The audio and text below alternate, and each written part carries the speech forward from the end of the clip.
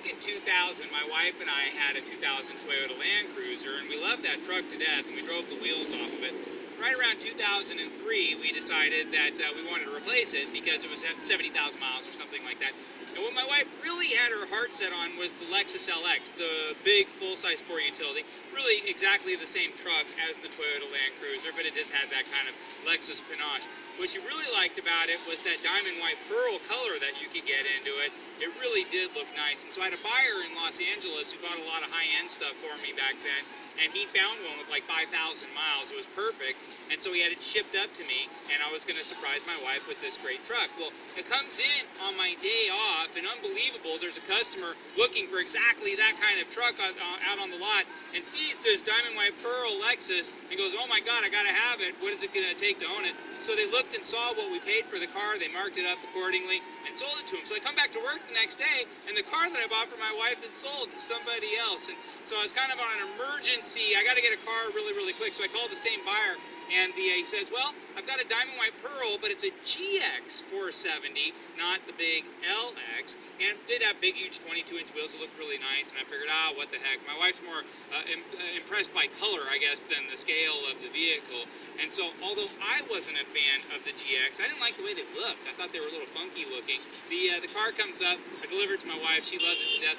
Well, let me tell you something. We loved that car for about 10 years. It was one of the best cars that I ever owned. It just killed me selling that car because although I didn't love it at first, I sure loved it as the years went by. It was unbelievably reliable, did anything we needed it to do. The kids loved it. They grew up all in it. It was great. Wasn't too big, wasn't too small. Held our gear, held our kids. Snow, mud, mountain passes, whatever it was, it did it great.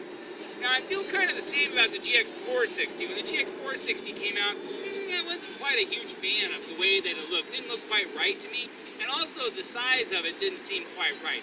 Wasn't too small, wasn't too big. I didn't understand. The third row seat didn't make any sense because it was too small for a third row seat, but too big really not to have a third row seat. And as I've come to know the GX460 over the years, especially the restyled 2014 GX460, I've learned to like them probably as much as I like the outgoing GX470. What starts this car under the hood is a 301 horsepower Toyota V8 engine, or Lexus V8 engine. This is actually the same truck as the 4Runner.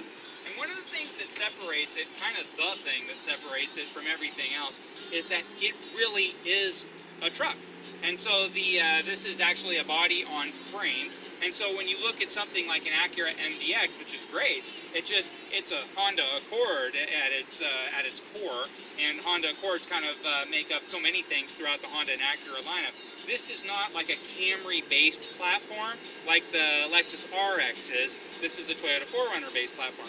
But one of the nice things about the 4Runner is, they do wonderful off-road, and of course they last forever, even if they take enormous amounts of abuse. And so for a family that likes to go to the mountains, that likes to ski, that likes to pull a boat, that likes to really kind of use their truck in truck-like ways, this is a tough act to follow.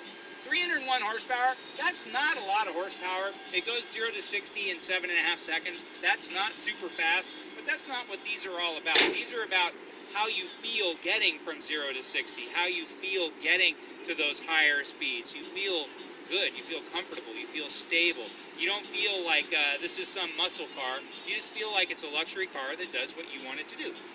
The lines on this beautiful luxury car are in fact beautiful. The 2014 is restyled and it does look awfully nice. The prior years looked a little bit boxy, and that's kind of the allure of the GX.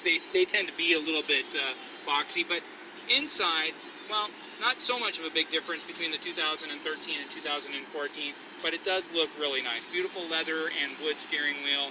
Not a giant navigation unit, but these aren't considered like super high-tech sport utilities. They're just posh, they're stylish, they're smooth, they're cool, they're nice. Everything's very easy, big buttons.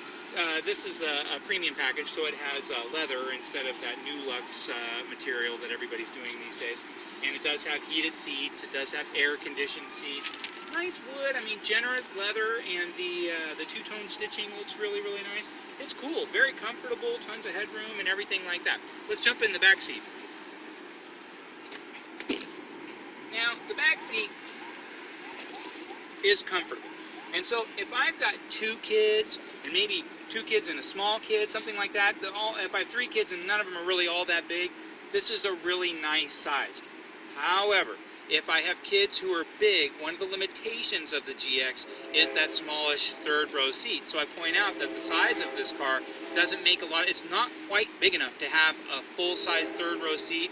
And the thing is, and I don't know if we're going to be able to pick this up on camera, but the third row seat in the back is awfully, awfully small. And we'll go to the back and see it from back there. They still kept their neat the rear door. It's a swing-out door. They're the only car that I know that does this. They did this on the former generation as well. A lot of people frown on that swing-out door. Having owned one with the swing-out door for many years, I love it. I can't imagine any other alternative. I don't have to worry about opening it up and the garage being in the way or anything like that. It makes a lot of sense for just getting in and out is really easy. I know a lot of people say, well, in the rain, I like to be covered up, and I don't disagree with that. I just think that overall, it works better with a swing-out door than with a flip-up door. Also, if you're not super tall, you don't have to reach up for that door. Now, as I fold this down, you can see these seats aren't all that tall, and when I fold them down, they go all the way to the second row seat.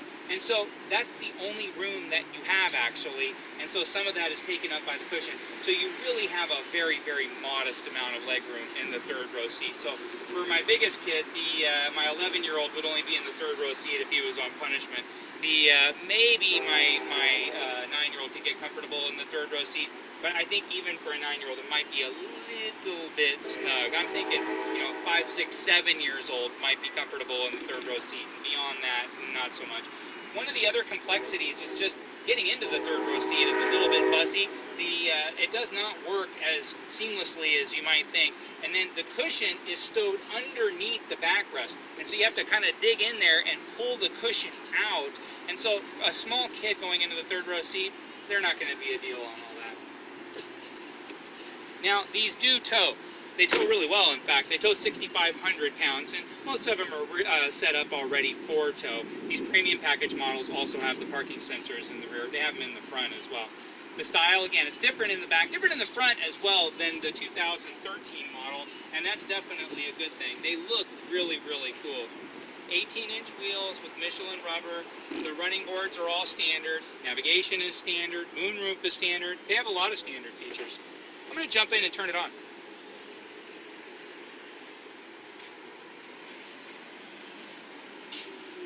One nice thing about buying a pre-owned Lexus is that the warranty is really nice. Got a smooth engine too. This one has 9,000 miles, and so the warranty bumper to bumper from Lexus, 4 years, 60,000 miles. Also 6 years, 70,000 mile powertrain. Not that they're known for powertrain problems, but what's peace of mind worth? You just know that you're covered from Lexus. If you have a weird engine problem, weird transmission problem, up to 70,000 miles, they're going to go ahead and take care of it for you. Stylish car. Very roomy, very nice. The big plus on this is just they drive awesome. Perfect height, perfect sight lines. You feel great out in traffic. It's got enough low-end guts to get onto the freeway ahead of that bus, and you want to give it a good surge of power. I mean, it's not fast, but it's got power. It's got as much power as you probably ever need. The whole team jumping into the back with all their gear, taking it over the pass, not a problem at all. Pulling a boat, 6,500 pounds, you're not going to pull too many boats much bigger than that. Just a overall very impressive vehicle. I think the standout points maybe don't stand out as much as some of the standout points on the other brands, but the whole package is a really terrific package. And I can speak from my own experience, the resale value on the GX series is phenomenal. They don't sell a lot of them, and so obviously they're spendy new. But when you buy them pre-owned, this one's scrubbed off a lot of that depreciation at 9,000 miles. They're actually a really intelligent investment for something that is so stylish and sophisticated. And if you have any questions about this car, please don't hesitate to reach out to me. My name is Joe Tunney. I'm the pre-owned director at Honda of Seattle and Toyota of Seattle. And you can reach me anytime at joet@hondaofseattle.com.